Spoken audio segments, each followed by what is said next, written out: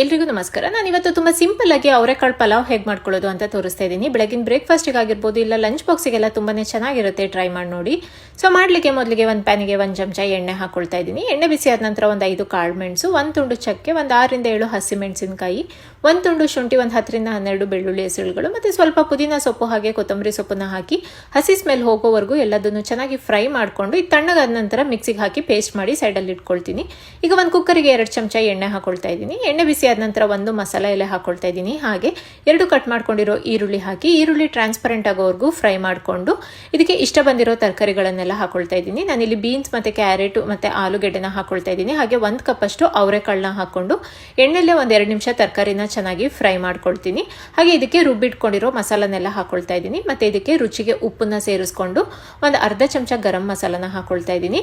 ಮತ್ತೆ ಮಸಾಲದೆಲ್ಲ ಹಸಿ ಸ್ಮೆಲ್ ಹೋಗೋವರೆಗೂ ಒಂದು 2 ನಿಮಿಷ ತರಕಾರಿ ಜೊತೆಗೆಲ್ಲ ಮಸಾಲನ ಫ್ರೈ ಮಾಡಿ 2 ಲೋಟ ನೀರನ್ನು ಹಾಕೊಳ್ತಾ ಇದ್ದೀನಿ. 1 ಲೋಟ ಅಕ್ಕಿಗೆ 2 ಲೋಟ ನೀರನ್ನು ತಗೊಂಡಿದ್ದೀನಿ. ಮತ್ತೆ ಒಂದು ಅರ್ಧ ಹೋಳಷ್ಟು ನಿಂಬೆ ಹಣ್ಣಿನ ರಸನ ಹಾಕೊಂಡು 1 ಕಪ್ ಅಷ್ಟು ಅಕ್ಕಿನ ಹಾಕೊಳ್ತಾ ಇದ್ದೀನಿ. ಇವಾಗ ಒಂದ್ಸರಿ ಮತ್ತೆ ಎಲ್ಲದನ್ನು ಚೆನ್ನಾಗಿ ಮಿಕ್ಸ್ ಮಾಡಿಕೊಂಡು ಕುಕ್ಕರ್ ಲಿಡ್ನ ಕ್ಲೋಸ್ ಮಾಡಿ 2 ವಿಸಲ್ ಕೂಗಿಸ್ಕೊಳ್ತೀನಿ. 2 ವಿಸಲ್ ಆದ ನಂತರ ತೋರಿಸ್ತಾ ಇದ್ದೀನಿ. ತುಂಬ ಚೆನ್ನಾಗಿ ನಮಗೆ ಎಲ್ಲ ರೆಡಿ ಆಗಿದೆ. ಒಂದ್ಸರಿ ಮೇಲೆ ಕೆಳಗೆ ಈ ರೀತಿ ಲೈಟಾಗಿ ಮಿಕ್ಸ್ ಮಾಡಿಕೊಂಡ್ರೆ ಟೇಸ್ಟಿ ಆಗಿರೋ ಅವರೆಕಾಳು ಪಲಾವ್ ರೆಡಿ ಆಗುತ್ತೆ. Thank you for watching.